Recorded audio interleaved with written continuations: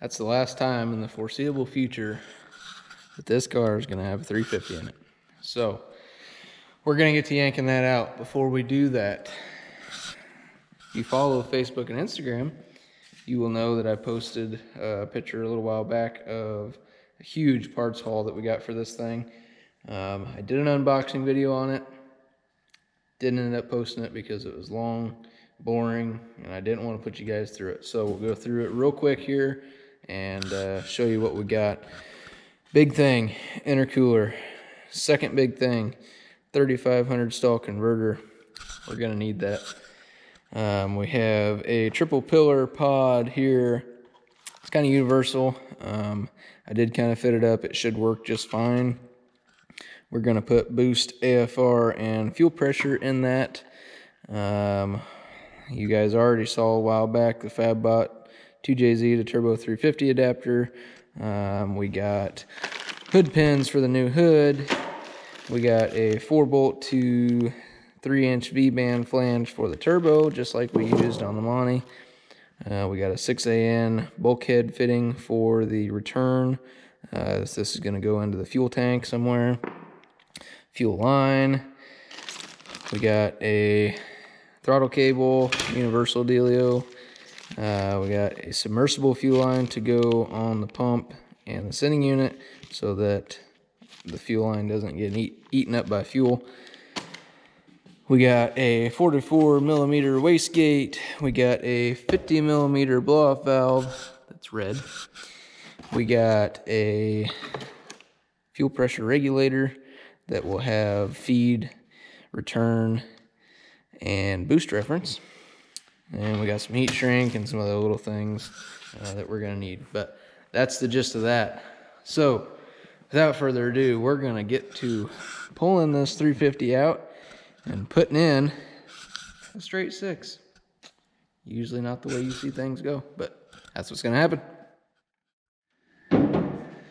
All right, guys, so we're gonna start getting this thing pulled out of here. I've been kind of pushing this off because honestly, it's been a really good little engine. And if you've watched actually the first video ever on this channel, we got this thing running. It sat for 22 years, and I literally have not touched anything on this car. I have not opened the carburetor. I have not adjusted the idle. I have not taken the cap off. I have not put points or a condenser. I haven't even changed the plug wires. I put plugs in it. I put these headers on it. I put a starter on it.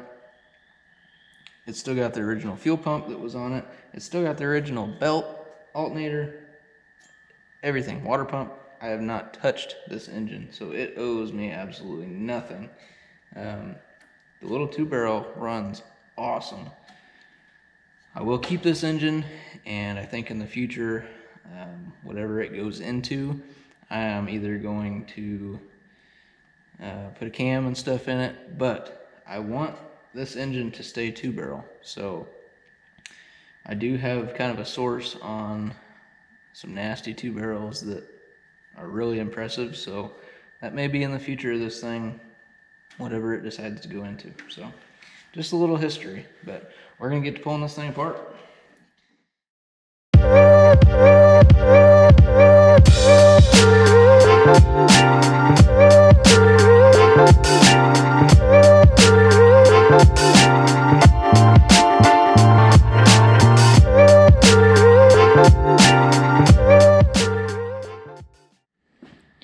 So pretty much no time at all, really. Headers are off. All the wiring that goes from the car to the engine, alternator, starter, coil, coolant temp, oil pressure, and maybe a couple other little things are all off. It is basically bell housing bolts, flywheel bolts, and engine mount bolts, and this thing's coming out. So small blocks, super quick, really no reason they shouldn't be. There's really nothing to them. So The only thing I noticed, all the plugs actually look really good, to be honest. The only one that had a bunch of buildup inside of it, down in here, this is number 4. So whenever we do tear this thing down, we might take a look at number 4 and see if there's anything different about that one or not. But all the other ones looked really good. So not sure what's going on yet. Maybe it's something simple. Maybe it's got a spun bearing. I don't know. But that's where we're at. It is getting late tonight. I am gonna go inside, clean up, and go to bed. We work tomorrow. But yeah, I think tomorrow night I'm gonna come back out here, get this yanked out, get the 2J set in, see what we're gonna be dealing with, and go from there. So we're gonna cut right to pulling this out tomorrow night, right now.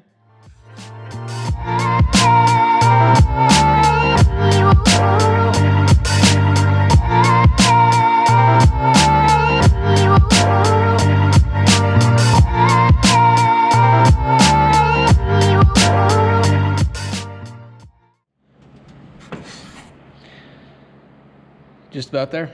So a couple more minutes here and bell housing bolts are out. The torque converter bolts are out. The jack is under the transmission. Everything is completely out except for the engine mount bolts. So I get these engine mount bolts out, and then we'll get the cherry picker in here and we will lift this thing out.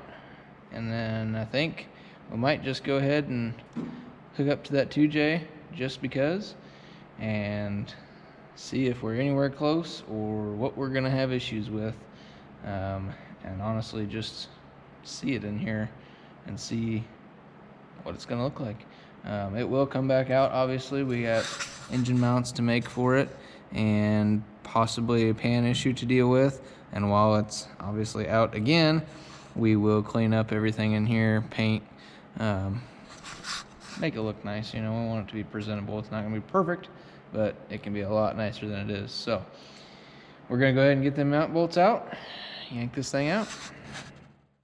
With any luck, this little guy will take them right out of there. Oh yeah, like butter.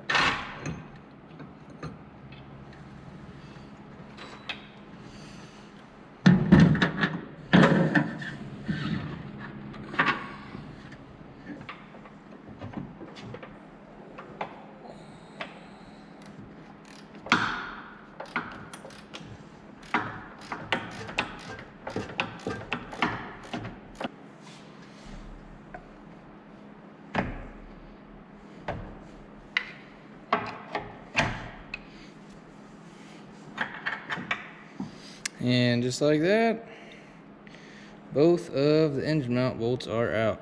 So that's it. We got one vacuum line right there, and now it's ready to pull. So we're gonna have to figure out some rigging and yank on this thing. That should be it.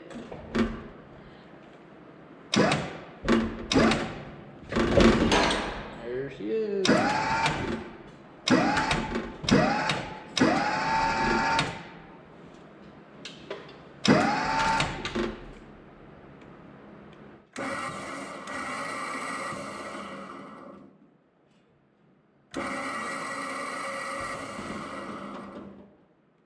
There we go.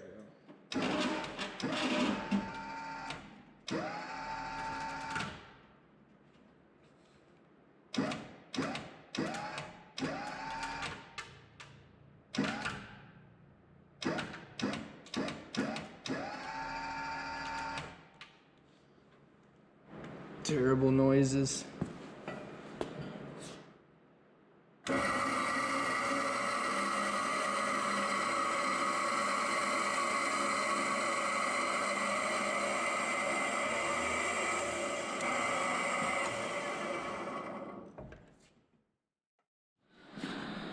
So if you've been following along from the beginning, you know that this engine is not original to this car. But taking this flex plate off, I noticed something a little odd. I don't know if you noticed it or not, but it's pilot bushing right here. Did all small blocks come with those in the cranks from the factory just in case they got a manual? Or was this in a manual engine vehicle before it got put in here? Let me know what you think down in the comments. I honestly don't know. Maybe it was in a manual. Maybe they only got pilot bearings if they were going in a manual. Couldn't tell you. So, random tidbit of information that I just kind of came across taking this flex plate off of here.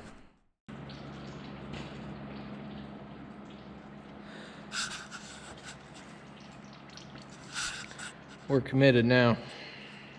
So, 350's out. Tomorrow, 2J test fit. So, I was gonna do it tonight, but it's getting pretty late and I need to clean up. Need to pick up some stuff, get the cherry picker moved back outside. And we'll hit it again tomorrow. All right, the moment about 3 of you and me have been looking forward to. So, got the 2J slung up here, and I got the adapter just sitting on the dowels and the transmission basically for spacing purposes. So when we slide this in and get it close, we know kind of where we're gonna be, and we can judge pan clearance off of that. I don't think that we're gonna be able to mock this up in there to let it sit. We'll probably have to keep it suspended for now, but I'm gonna do my best and see what we can do to possibly get it where we need it. That way we can possibly get mounts figured out and go from there. So we're gonna pick this thing up, get it off stand, slide it in that hole, and see where we're at.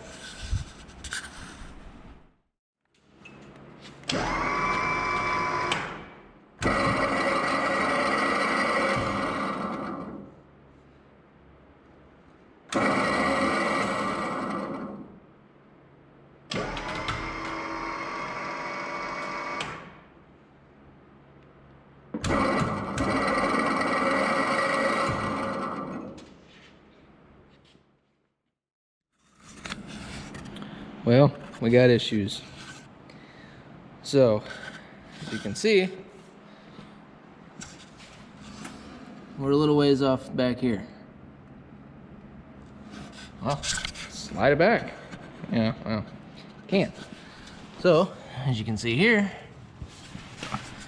this is the oil pan. This is a cross member. I can't go back because it'll hit the cross member. This is the sway bar. It's hitting that. Fits nicely in between the two, but can't have that. So, I think what I'm gonna do is take it back out, take this oil pan off, and the upper oil pan, or maybe just this one for now. I don't know, we'll see. Take this off at the very least, slide it back in here, see if we clear. If we still don't clear, maybe have to take this one off and see how much clearance we have between the bottom of the upper oil pan and the crank and rods and stuff, to see if we're gonna have to do major surgery on the cross member or if we can make this work fairly easily. But at the very least, it's gonna need a pan, whether that be a custom deal or a rear sump and major surgery on that. Either way, I don't know. I really don't want to cut that cross member up if I don't have to. So maybe somebody out there could make me a custom pan quick and easy and fairly cheap, because, you know, budget. But yeah, we'll pull it back out, take that off real quick, and we'll stick it back in here. Bunch of 10mm bolts later, and the pickup tube and oil pan and oil level sensor are out. We can set it back in here, see what we got.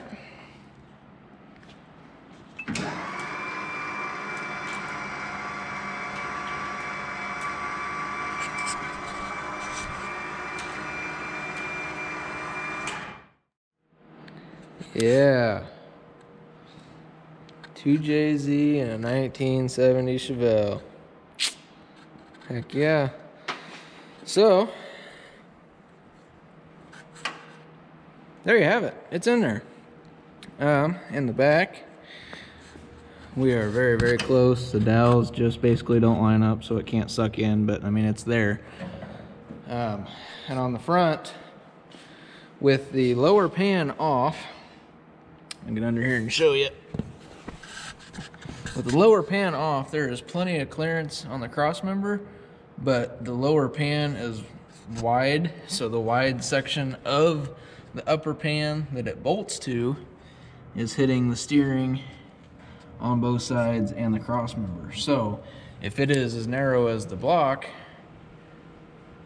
on the front and then has a sump, I mean, think of, you know, small block Chevy, narrow in the front, deeper sump in the rear. That's kind of what we need. Surprise, surprise, an A-body needs a small block Chevy style oil pan. Weird. But that's kind of what we need. So I'm gonna start putting the call out to see if we can get one made.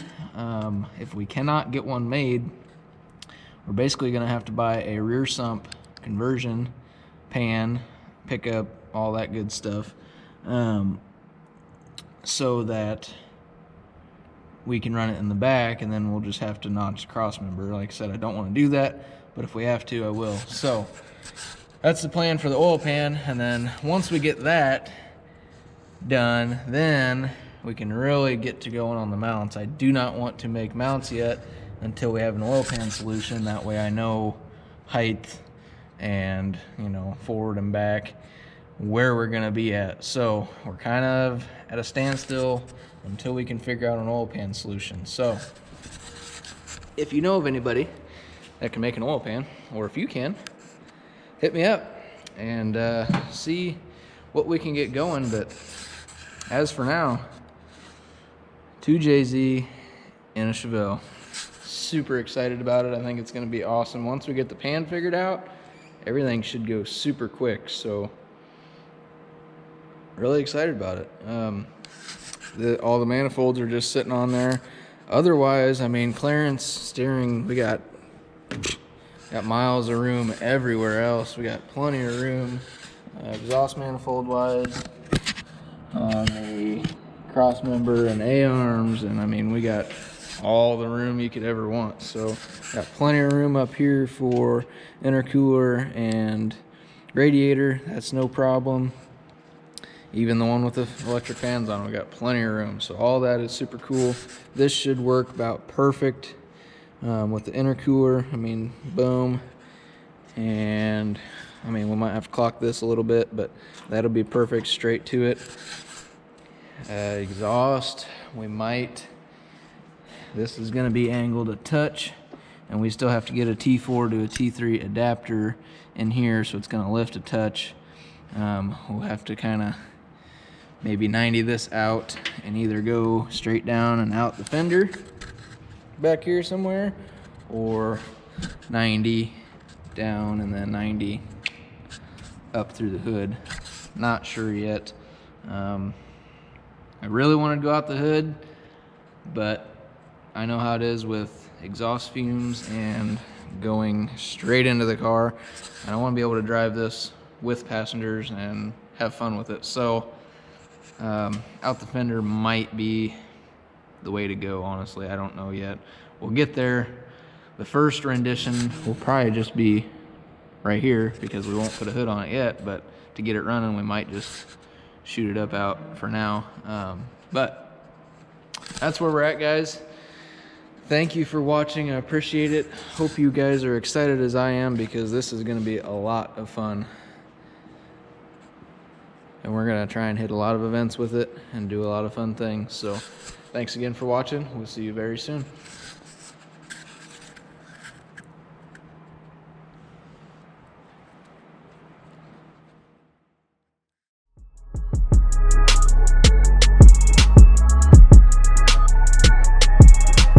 Sky's not the limit, it's just the beginning.